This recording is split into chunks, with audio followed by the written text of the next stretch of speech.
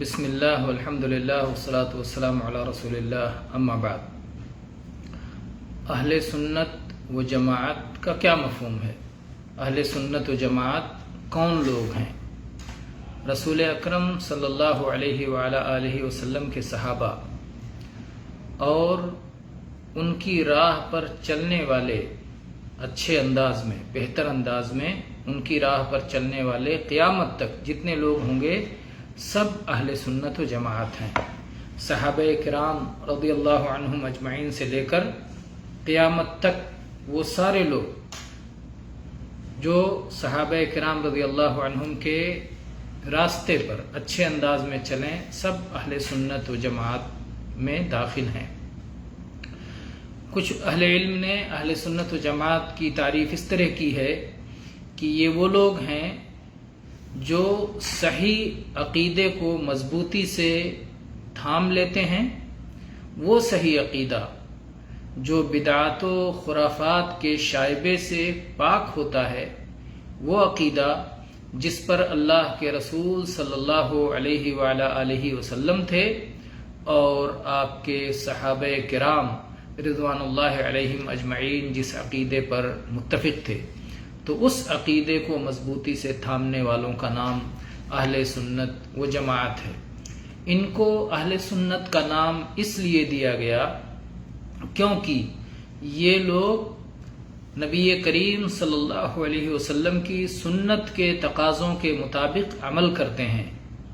سنت جو قرآن پاک کی توضیح ہے، سنت جو قرآن پاک کا بیان ہے، سنت جس کی اتباع کا اللہ کے نبی صلی اللہ علیہ وسلم نے حکم دیا ہے، اس کو اپنانے کی وجہ سے، اس پر عمل کی وجہ سے ان کا نام اہل سنت پڑا، کیونکہ اللہ کے نبی صلی اللہ علیہ وسلم نے جب امت کے اختلاف کا ذکر کیا اور اختلاف میں حق پر قائم رہنے کی اور نجات کی صورت کا آپ سے سوال کیا گیا تو آپ نے جواب دیا، علیکم بسنتی وسنت الخلفاء الراشدین المہدیین من بعدی عضوا علیہا بالنواجذ، کہ میری سنت اور میرے ہدایت یافتہ خلفائے راشدین کی سنت کو مضبوطی سے تھام لینا، میرے بعد میری سنت کو اور میرے خلفائے راشدین کی سنت کو مضبوطی سے تھام لینا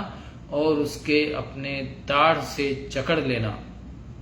تو اس وصیت پر عمل کرنے والے اہل سنت ہوتے ہیں۔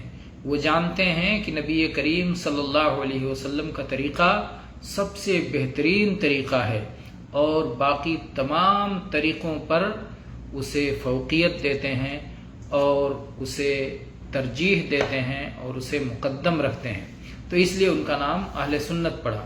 اور اہل جماعت، اہل سنت و جماعت یعنی سنت والے اور جماعت والے، تو جماعت ان کا نام کیوں پڑا؟ اس لیے کہ یہ تمام لوگ جو بھی اہل سنت و جماعت ہیں، یہ تمام لوگ نبی کریم صلی اللہ علیہ وسلم کی سنت کی اتباع پر متفق ہیں، مجتمع ہیں، اجتماع ہے ان کا، وہ اکٹھا ہیں اللہ کے نبی صلی اللہ علیہ وسلم کی سنت کو مضبوطی سے تھامنے میں اور سلف صالحین کے اجماع کو اختیار کرنے میں۔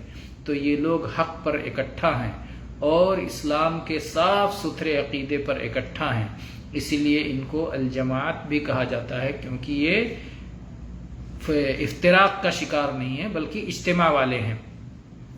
اور اس لیے بھی الجماعت انہیں کہا جاتا ہے کیونکہ نبی کریم صلی اللہ علیہ وآلہ آلہ وسلم نے جب فرقہ ناجیہ کا تذکرہ کیا، جو فرقہ ناجیہ آپ کی سنت پر چلنے والے ہوں گے اور آپ کے صحابہ کے راستے پر چلنے والے ہوں گے، تو انہیں اللہ کے نبی نے الجماعہ کا نام دیا، جیسا کہ معاویہ بن ابی سفیان رضی اللہ عنہ کی حدیث ہے، کہتے ہیں کہ نبی کریم صلی اللہ علیہ وآلہ آلہ وسلم نے ارشاد فرمایا، ان اہل الکتابین افترقوا فی دینہم علی 72 ملہ وان هذه الفرقہ ستفترق علی 73 ملہ، یعنی الاہواء كلها في النار الا واحدہ وهي الجماعة وانه سيخرج في امتی اقوام تجارى بهم تجارا بہم تلک الاہوا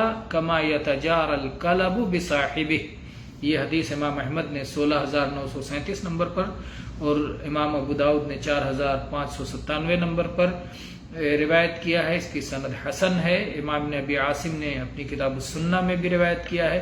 اسی طرح سے اس حدیث کا شاہد بھی موجود ہے انس رضی اللہ عنہ کی روایت سے، جو سنن ابن ماجہ میں 3,993 نمبر پر ہے.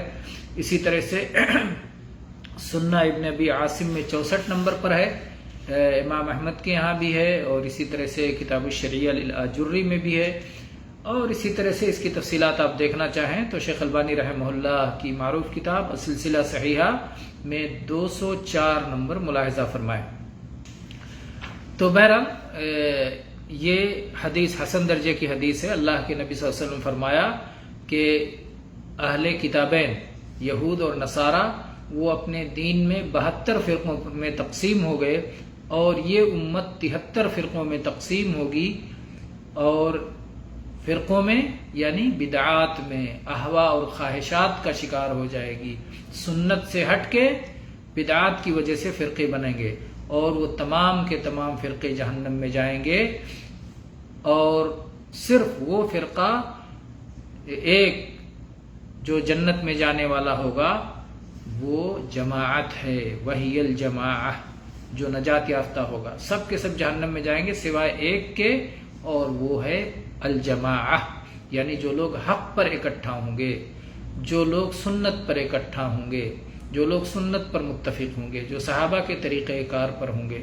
اور پھر آپ نے فرمایا کہ میری امت میں کچھ لوگ ایسے ہوں گے کہ خواہشات جن کی رگ رگ میں اس طرح سرایت کر جائے گی جس طرح سے کتے کاٹنے کی بیماری، کتا کاٹنے کی بیماری رگ رگ میں سرایت کر جاتی ہے. جب کسی شخص کو کتا کاٹ لیتا ہے تو اسے ایسی بیماری لگ جاتی ہے جس کی وجہ سے وہ پانی سے ڈرتا ہے. پیاس لگتی ہے سخت، لیکن پانی کے قریب جاتا ہے، پانی سے ڈرتا ہے، اور اس لیے پانی نہیں پیتا، یہاں تک کہ پیاس کی وجہ سے مر جاتا ہے. تو اس کے رگ رگ میں یہ بیماری سرایت کر جاتی ہے. تو اللہ کے نبی صلی اللہ علیہ وسلم نے فرمایا کہ جس طرح کتا کاٹنے کی وجہ سے رگ رگ میں سرایت کر جاتی ہے اور یہاں تک کہ اس کو ہلاک اور تباہ و برباد کر کے دم لیتی ہے، اسی طرح سے بعض لوگ بدعات کے شکار ہو جائیں گے اور ان کی رگ رگ میں بدعات اثر کر جائے گی، اور اس کی وجہ سے وہ ہلاک و برباد ہو جائیں گے، تباہ ہو جائیں گے. تو یہ اہل سنت و جماعت کے مقابلے میں اہل البدعہ والفرقہ ہیں. سنت کے مقابلے میں بدعت ہے اور جماعت کے مقابلے میں فرقہ ہے. تو اہل سنت و جماعت ایک طرف ہیں، دوسری طرف ان کے مقابلے میں اہل بدعت و فرقت ہیں. اہل بدعت و فرقت. تو اہل سنت و جماعت کون ہیں، کیا ہے، ان کا مفہوم کیا ہے، یہ آج کے درس میں وضاحت کرنے کی کوشش کی گئی.